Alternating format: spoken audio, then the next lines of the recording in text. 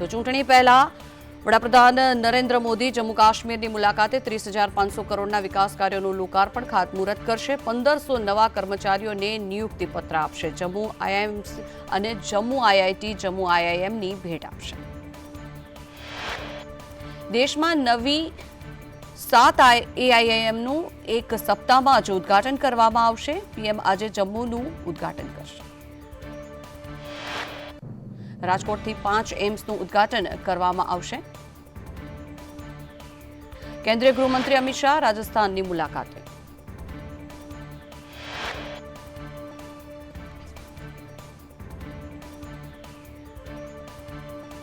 આંદોલનકારી ખેડૂતોએ સરકારનો પ્રસ્તાવ ફગાવ્યો. 21 ફેબ્રુઆરીએ દિલ્હી કૂચ કરશે ખેડૂતો. શાંતિપૂર્વક દિલ્હીમાં અમને પ્રવેશ કરવા દેવાય તેવી ખેડૂતોની માંગ.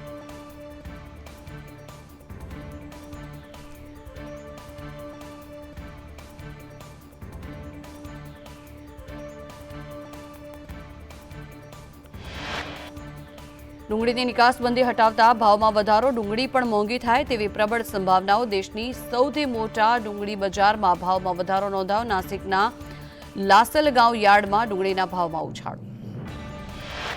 લાસલગાંવમાં જથ્થાબંધ ભાવમાં 40% વધારો. પ્રતિ ક્વિન્ટલ સરેરાશ ભાવ ₹1,280 થી વધી ₹1,800 થયો. ડુંગળીનો ભાવ પ્રતિ ક્વિન્ટલ ₹1,000 થી ₹2,100 નોંધાયો.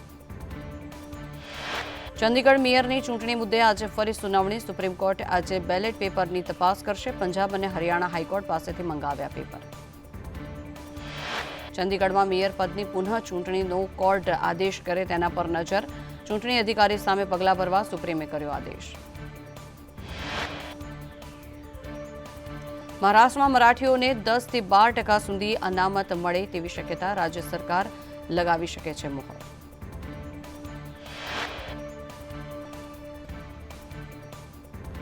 હિટ એન્ડ રનના આરોપીને સાંસદ રંજનબેન ભટ્ટે છોડાવ્યો હોવાની આશંકા. કાર ચાલકે 2 વિદ્યાર્થીઓને ટક્કર મારી હતી. સાંસદ રંજનબેન ભટ્ટે આ સમગ્ર ઘટનાને લઈને સ્પષ્ટતા કરી. કુશ પટેલ મારા નિવાસથી નજીકમાં રહે છે. ઇજાગ્રસ્તો પણ મૂળ વડોદરાના નથી. તેઓ પણ રોંગ સાઈડે આવતા હતા. અકસ્માત થયો હતો. રાહુલ ગાંધી માનહાનિના કેસમાં સુલતાનપુર જિલ્લા કોર્ટમાં હાજર રહેશે. 2018ના કેસમાં કોર્ટમાં હાજર રહેશે. ભારત જોડો ન્યાય યાત્રા હાલમાં ઉત્તર પ્રદેશમાં. રાજ્યસભા ચૂંટણીમાં ભાજપના 4 ઉમેદવારો બિનહરીફ. આજે સત્તાવાર રીતે થશે જાહેરાત.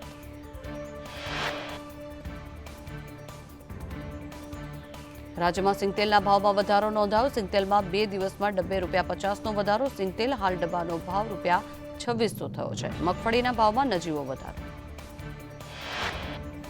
વેપારીઓમાં સરકાર સામે રોષ. અમદાવાદ વેપારી મહાસંગઠન વિરોધ પ્રદર્શન કરશે. રિલીફ રોડના વેપારીઓ આજે બંધ પાડશે.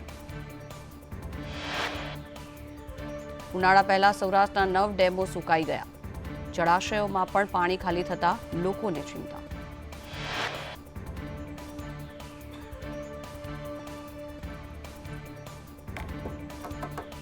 સૌરાષ્ટ્રના કુલ 141 ડેમમાં પાણી ખાલી થયા. પોરબંદરના અડવાણા અને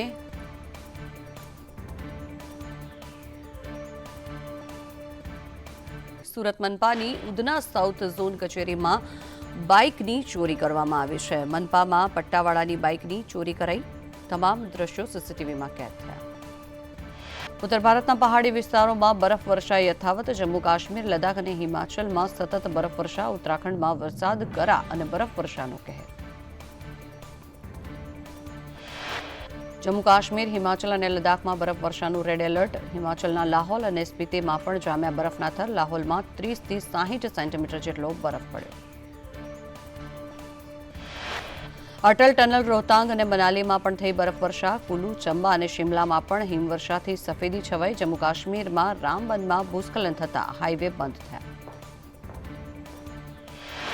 બારામુલામાં 24 કલાકમાં 1.5 ફૂટ બરફવર્ષા થઈ. સોનમર્ગ, ગુલમર્ગ અને સુરેઝમાં પણ બરફની ચાદર છવાઈ. લદ્દાખના દ્રાસ સહિતના અનેક વિસ્તારોમાં બરફ આચ્છાદિત બન્યા. ઉત્તરાખંડમાં 4 ધામમાં બરફવર્ષા સતત યથાવત. બદ્રીનાથમાં 1.5 ફૂટ, કેદારનાથમાં 1 ફૂટ બરફવર્ષા.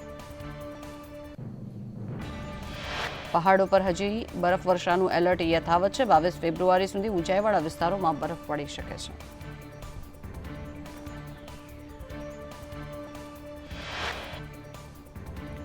અમરેલીના બગસરામાં ગાઢ ધુમ્મસ છવાયું. ગાઢ ધુમ્મસ છવાઈ જતા ખેડૂતોમાં ચિંતા. ધુમ્મસના કારણે વિઝિબિલિટીમાં ઘટાડો નોંધાયો. રાજ્યમાં ફરીથી ઠંડીનો રાઉન્ડ શરૂ થશે. આવતીકાલથી રાજ્યમાં ઠંડીનું જોર વધી શકે છે. 21 થી 25 ફેબ્રુઆરી સુધી ઠંડીનો વર્તારો રહેશે. રાજ્યના કેટલાક વિસ્તારોમાં વાદળછાયું વાતાવરણ રહેશે. 2 થી 3 ડિગ્રી લઘુત્તમ તાપમાનનો પારો ગગડશે. ઉત્તર ગુજરાત અને કચ્છમાં ઠંડીથી વધુ અસર. ભાવનગર માર્કેટ યાર્ડમાં ડુંગળીના ભાવમાં સુધારો નોંધાયો. 20 કિલો ડુંગળીના ભાવ 200 થી 400 સુધી બોલાયા. ગત સપ્તાહે ડુંગળીનો ભાવ 100 થી 220 સુધીનો હતો.